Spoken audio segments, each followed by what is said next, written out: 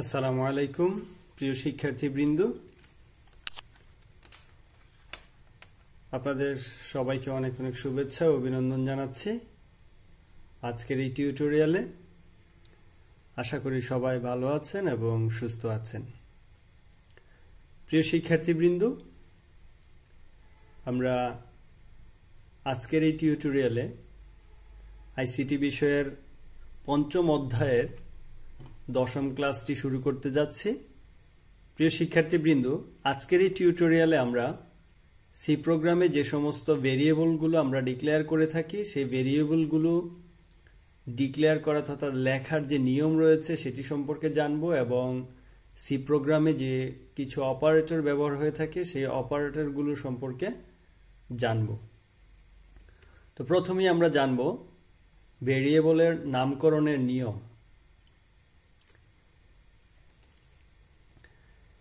C প্রোগ্রামে variable ডিক্লেয়ারের ক্ষেত্রে ভেরিয়েবলের প্রথম অক্ষরটি অবশ্যই বর্ণ হতে হবে, অর্থাৎ ছোট হাতের এ থেকে জেড অথবা বড় হাতের এ থেকে জেড এর মধ্যে যে কোনো একটি বর্ণ হতে হবে প্রথম অক্ষরটি। তারপর হচ্ছে ভেরিয়েবলের প্রথম অক্ষরটির পরে ভেরিয়েবলের নামকরণে কেবল আলফাবেটিক ক্যারেক্টার এ থেকে জেড পর্যন্ত, ডিজিট 0 থেকে 9 পর্যন্ত এবং আন্ডারস্কোর ও ডলার চিহ্ন ব্যতীত অন্য কোনো ক্যারেক্টার ব্যবহার করা যায় না। অর্থাৎ আমরা ভেরিয়েবলের প্রথম অক্ষরটি তো আমাদের যে কোনো একটি বর্ণ লিখতে হবে এ থেকে জেড পর্যন্ত, তারপরে শুধু 0 থেকে 9 পর্যন্ত ডিজিটগুলো, আন্ডারস্কোর এবং ডলার সাইন এই জিনিসগুলো ব্যবহার করা যাবে, আর অন্য কোনো কিছু ব্যবহার করা যাবে না। ভেরিয়েবল নামের মধ্যে কোনো ফাঁকা স্থান থাকতে পারে না, অর্থাৎ আমরা যে ভেরিয়েবলগুলো লিখব সেই ভেরিয়েবলগুলোর মাঝখানে কোনো ধরনের স্পেস থাকবে না। আমরা আন্ডারস্কোর ব্যবহার করতে পারবো অথবা ডলার সাইন ব্যবহার করতে পারবো। তারপর হচ্ছে কোনো keyword, function, statement, reserved word ইত্যাদির নাম ভেরিয়েবল হিসেবে ব্যবহার করা যায় না। অর্থাৎ সি প্রোগ্রামের যে বিভিন্ন অংশ রয়েছে, যেমন আমরা ইন্টেজার, ফ্লোট, ইন্টেজারের জন্য আমরা ইন্ট ব্যবহার করতে গিয়ে ফ্লোট, ডাবল, তারপর প্রিন্টএফ, স্ক্যানএফ ইত্যাদি জিনিসগুলো ভেরিয়েবল হিসেবে আমরা লিখতে পারবো না। তারপর ভেরিয়েবল নামকরণে সর্বাধিক 31টি ক্যারেক্টার ব্যবহার করা যাবে, অর্থাৎ একটি ভেরিয়েবলে সর্বোচ্চ 31টি ক্যারেক্টার লেখা যাবে, তার অধিক লেখা যাবে না। প্রিয় শিক্ষার্থীবৃন্দ, সি ভাষায় ভেরিয়েবল ডিক্লেয়ারের ক্ষেত্রে এই নিয়মগুলো মেনে চলতে হবে।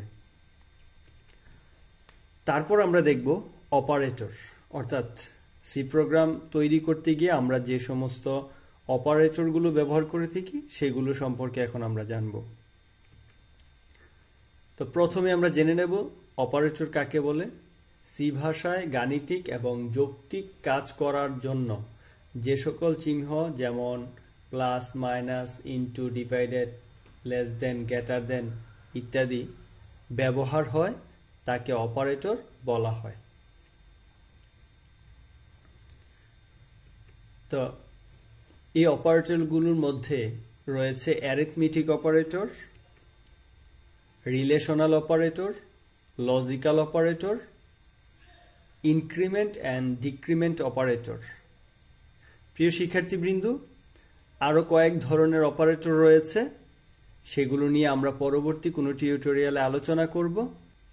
আগের কিছু টিউটোরিয়ালে আমরা কিছু সি প্রোগ্রাম দেখেছি। পরবর্তী ধাপে আমরা যে সি প্রোগ্রামগুলো নিয়ে কাজ করব, অর্থাৎ যে সমস্যাগুলো সমাধান করার জন্য সি প্রোগ্রাম তৈরি করব, সেই ক্ষেত্রে আমাদের এই কয়েকটি অপারেটর কাজে লাগবে। সেই জন্য আমি আজকের এই টিউটোরিয়ালে এই অপারেটরগুলো সম্পর্কে আলোচনা করব। বাকি যে অপারেটরগুলো রয়েছে সেগুলো সম্পর্কে আমরা পরবর্তী একটা টিউটোরিয়ালে প্রয়োজনে আলোচনা করে নেব। তো প্রথমে আমরা দেখব অ্যারিথমেটিক অপারেটর। অ্যারিথমেটিক অপারেটর যেমন প্লাস, মাইনাস, ইনটু, ডিভাইডেড এবং মডুলাস। এখানে প্লাস, মাইনাস, ইনটু, ডিভাইডেড এগুলোর সাথে আমরা খুব ভালোভাবে পরিচিত, কিন্তু এই অ্যারিথমেটিক অর্থাৎ গাণিতিক অপারেটরের মধ্যে এই মডুলাস সাইনটা এখানে এসেছে, সি ভাষায় এটি ব্যবহৃত হবে। তো এর কাজ কি সেটি আমরা দেখব। এর কাজ হচ্ছে আমরা যদি কখনো একটি সংখ্যা দিয়ে আরেকটি সংখ্যাকে ভাগ করে এর ভাগশেষটা জানতে চাই, সেই ক্ষেত্রে আমাদেরকে মডুলাস ব্যবহার করতে হবে। অর্থাৎ এখানে 19কে 4 দ্বারা ভাগ করে আমরা যেটি পাচ্ছি সেটি হচ্ছে 4, অর্থাৎ 19কে 4 দ্বারা ভাগ করলে এর ভাগফল হবে 4, এর ভাগশেষ থাকবে কিন্তু 3। যখন আমরা সি ভাষায় এভাবে অর্থাৎ 19কে 4 দ্বারা এই ভাগ চিহ্নটি ব্যবহার করব, তখন আমরা ফলাফল হিসেবে শুধু ভাগফল পাবো, ভাগশেষ কত থাকবে সেটি আমরা পাবো না বা দেখতে পারবো না।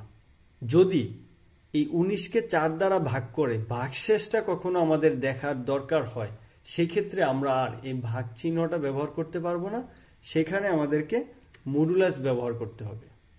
অর্থাৎ 19কে 4 দ্বারা ভাগ করলে ভাগশেষ কত থাকে সেটা যদি আমরা জানতে চাই, তাহলে আমাদেরকে এই ভাগ চিহ্নের পরিবর্তে মডুলাস সাইনটা ব্যবহার করতে হবে। আর যখন এইভাবে মডুলাস ব্যবহার করা হবে, তখন শুধু ভাগশেষটা দেখাবে, তখন আর ভাগফল দেখাবে না। তো এই অ্যারিথমেটিক অপারেটরগুলোর মধ্যে এই মডুলাসের কাজ হচ্ছে ভাগশেষ দেখানো। আশা করি বুঝতে পেরেছেন। এখন আমরা দেখব রিলেশনাল অপারেটর। রিলেশনাল অপারেটরগুলো হচ্ছে যখন আমরা দুটি সংখ্যার মধ্যে তুলনা করে থাকি, যেমন ছোট বা বড়, ছোট বা সমান, বড় বা সমান, সেই ক্ষেত্রে আমরা রিলেশনাল অপারেটরগুলো ব্যবহার করে থাকি। যেমন লেস দেন ইকুয়াল, তারপর হচ্ছে গ্রেটার দেন ইকুয়াল, তারপর ইকুয়াল। প্রিয় শিক্ষার্থীবৃন্দু, আমরা যখন একটি ইকুয়াল সাইন ব্যবহার করি তখন আমরা জানি যে এই ইকুয়াল দ্বারা অর্থাৎ সমান সমান বোঝানো হয়। কিন্তু সি ভাষায় যদি আমরা কোনো একটি সংখ্যার সমান আরেকটি সংখ্যা বোঝাতে চাই, অথবা একটি ভেরিয়েবলের সমান আরেকটি ভেরিয়েবল বোঝাতে চাই, সেই ক্ষেত্রে সমান বোঝানোর জন্য আমাদেরকে দুইটি ইকুয়াল সাইন ব্যবহার করতে হবে। আমি আবারও বলছি, সমান বোঝানোর জন্য দুটি ইকুয়াল সাইন ব্যবহার করতে হবে। তারপর হচ্ছে নট ইকুয়াল। তো এগুলো হচ্ছে রিলেশনাল অপারেটর। আমরা যদি এখানে এক্সাম্পল দেখি, বি লেস দেন এ, অর্থাৎ এ থেকে বি ছোট। তারপর হচ্ছে বি লেস দেন ইকুয়াল এ, অর্থাৎ বি এর সমান অথবা এ এর চেয়ে ছোট।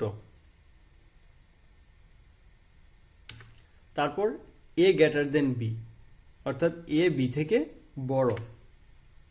আবার এ গ্রেটার দেন ইকুয়াল বি, অর্থাৎ এ বি এর চেয়ে বড় অথবা বি এর সমান। তো এইভাবে করে আমরা এ ইকুয়াল অর্থাৎ দুটি ইকুয়াল সাইন দিয়ে বি দিতে পারি, তখন বুঝাবে এ বি এর সমান। তারপর দিতে পারি এ নট ইকুয়াল বি, অর্থাৎ এ বি এর সমান নয়। তো এগুলো হচ্ছে রিলেশনাল অপারেটর, এবং এগুলো আমরা সি প্রোগ্রাম তৈরির ক্ষেত্রে ব্যবহার করব। তারপর আমরা দেখব লজিক্যাল অপারেটর অর্থাৎ যৌক্তিক অপারেটর। যদি আমাদের কখনো অর অপারেটর প্রয়োজন হয়, সেক্ষেত্রে আমরা এই দুটি চিহ্ন অর্থাৎ এই দুটি দাগ ব্যবহার করব। এই দুটি দাগ দ্বারা অর বুঝায়। তারপর এন্ডের ক্ষেত্রে আমাদেরকে দুটি অ্যাম্পারসেন্ট ব্যবহার করতে হবে, অর্থাৎ এই এন্ড বোঝানোর জন্য আমাদেরকে এই দুটি অ্যাম্পারসেন্ট ব্যবহার করতে হবে। তারপর হচ্ছে নট মানে হচ্ছে এই চিহ্নটি। তো এই তিনটি হচ্ছে লজিক্যাল অপারেটর। আমরা যদি একটি এক্সাম্পল দেখি, এ গ্রেটার দেন বি এবং এ গ্রেটার দেন সি, এক্ষেত্রে এন্ড বোঝানোর জন্য কিন্তু দুটি অ্যাম্পারস্যান্ড সাইন ব্যবহার করা হয়েছে। আশা করি বুঝতে পেরেছেন। এখন আমরা দেখব increment and decrement operator. Increment অর্থ বৃদ্ধি এবং ডিক্রিমেন্ট অর্থ হচ্ছে হ্রাস। তো এই ইনক্রিমেন্ট এবং ডিক্রিমেন্ট অপারেটরগুলো দুইভাবে ব্যবহৃত হয়, একটা হচ্ছে প্রি ইনক্রিমেন্ট, আরেকটি হচ্ছে পোস্ট ইনক্রিমেন্ট।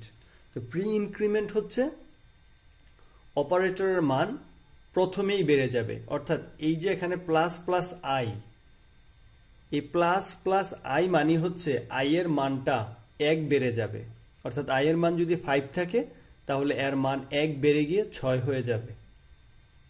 এটা হচ্ছে প্রি ইনক্রিমেন্ট। যখন কোনো একটি ভেরিয়েবলের পূর্বে দুটি প্লাস চিহ্ন থাকে তখন ওই ভেরিয়েবলের মানটি 1 বেড়ে যাবে।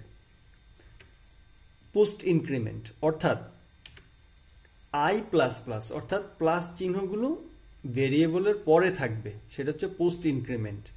সেই ক্ষেত্রে আই এর মানটা 1 বাড়বে, কিন্তু পরবর্তী ধাপে, প্রথম ধাপে আই এর মান বাড়বে না। তারপর হচ্ছে প্রি ডিক্রিমেন্ট অর্থাৎ মাইনাস মাইনাস আই। যেমনি করে আমরা দেখেছিলাম প্লাস প্লাস আই অর্থাৎ আই এর মানটা 1 বেড়ে যাবে, এক্ষেত্রে আই এর মান 1 কমে যাবে। তারপর হচ্ছে পোস্ট ডিক্রিমেন্ট অর্থাৎ আই মাইনাস মাইনাস, অর্থাৎ আই এর মানটা 1 কমে যাবে, সেটা হচ্ছে পরবর্তী ধাপে। প্রিয় শিক্ষার্থীবৃন্দ, এই ছিল arithmetic operator, relational operator, logical operator এবং ইনক্রিমেন্ট অ্যান্ড ডিক্রিমেন্ট অপারেটর সম্পর্কে আলোচনা।